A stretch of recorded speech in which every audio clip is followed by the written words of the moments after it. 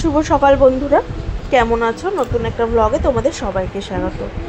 তো আজ হচ্ছে বৃহস্পতিবার, আর বৃহস্পতিবারে দেখো আমি পুজো করছি। সব থেকে বড় কাজ হচ্ছে বৃহস্পতিবারে আমার পুজো করা।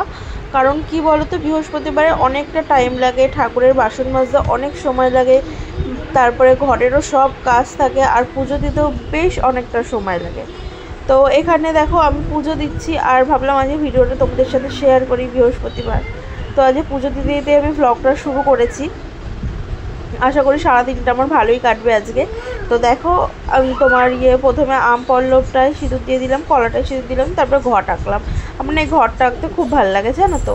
আর আমার আম পল্লবটা না ভেঙে গেছে, পেতলের আম পল্লবটা ভেঙে গেছে। এখন মার্কেটেও যাওয়া হচ্ছে না বলে আর আনাও হচ্ছে না।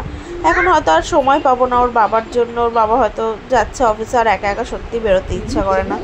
তো তারপরে দেখো এখানে আমি ঘট পেতে নিচ্ছি, আর তোমার এখানে গঙ্গা জল দিয়েই আমি পাচ্ছি। তারপরে তোমার ঘরটা বসিয়ে দিলাম। আর তোমার পুজো দিতে দিতে ওদিকে বাবা এসেছিলো বলে আরও আমি নিশ্চিন্তে পুজোটা দিতে পারছিলাম। নইলে তো মেয়ে বারবার মা করতে থাকে, ও না দেখলে ওভাবে মা কোথায় চলে গেল।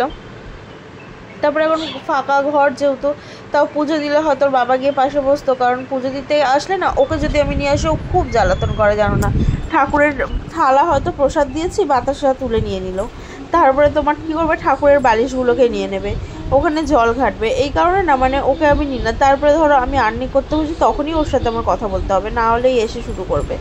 সেই কারণে আমি ওই ঘরেও বসে রয়েছে, আর আমি এই ঘরে আসলাম, এসে তোমার পুজো দিচ্ছে। আর ওই ঘরে বাবা আছে, বাবাও বলছে চলে যাবে, ওর জন্য তাড়াতাড়ি আরও পুজোটা দিতে হচ্ছিল আমাকে।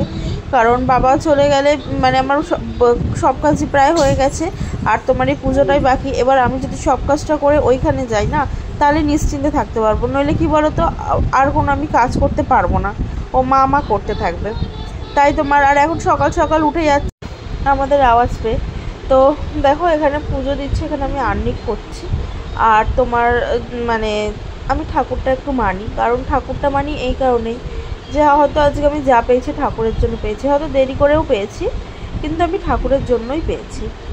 সেই কারণে আর এখানে পাঁচালি পড়ছি, বৃহস্পতিবারে পাঁচালিটা অবশ্যই পড়ি, কারণ তোমার আমার ভালো লাগে পাঁচালি পড়তে, জানো তো। তারপরে তোমার এদিকে পুজো দিয়ে নিলাম, দেওয়ার পরে তোমার ওদিকে ও বাবাও বলছে যে চলে যাবে, বাবাও তাড়া দিচ্ছে।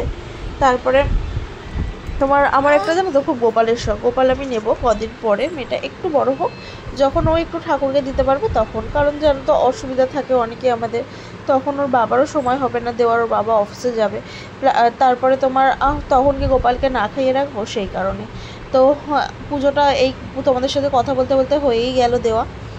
তো বন্ধুরা কাজ বাজ হয়ে গেছে, পুজোও দিয়ে দিয়েছি, দেখালাম তোমাদের। আর দেখো এই যে এখন ব্রেকফাস্ট করছি, এখন প্রায় বাজে 11:20, 6:30 উঠেছি, তবুও 11:20 বেজে গেছে। আর তোমার এই ব্রেকফাস্ট করে তারপর আজকেও যাবো ওই বাড়িতে। দিদি বললো এগিয়ে যেতে, বললো তুই এগিয়ে আমাকে ফোন কর, আমি যাবো। আমি বললাম ঠিক আছে। তো দেখো আমরা দিদির বাড়ি চলে এসেছি, আর এই যে আমার দিদির মেয়ে। আর দেখো ওদিক থেকে দিদি বলছে ওকে দেখা, ওকে একটু দেখা। আর ও না মানে চট করে আসতে চায় না ভিডিওর সামনে, ক্যামেরায় মানে ফটো তুলতে খুব ভালোবাসে, রিলস বানাবে এই বানাবে, কিন্তু চট করে ভিডিওর সামনেও আসতে না। তো দিদি বারবার বলছে দেখা, ওকে দেখা। বাবা বলিতা দেখি তো, আমার বাবা বলিতা গেছে হামু দাও মাম্মা। ও কি হয়েছে, কত কষ্ট, ট্রিটমেন্ট খেতে একার অবস্থা হয়ে গেছে, ইচ্ছা করছে না কিছু, আজকে এনার্জি প্রচুর লস, মনে হচ্ছে শুধু ঘুমাই। তারপরে বাড়িতে চলে এসেছিলাম, এবার সন্ধ্যেবেলা খুব খিদে পেয়েছিল, ওর জন্য একটু পেঁয়াজি বানিয়ে নিলাম। আর দেখো এখন প্রায় বাজে 10:05।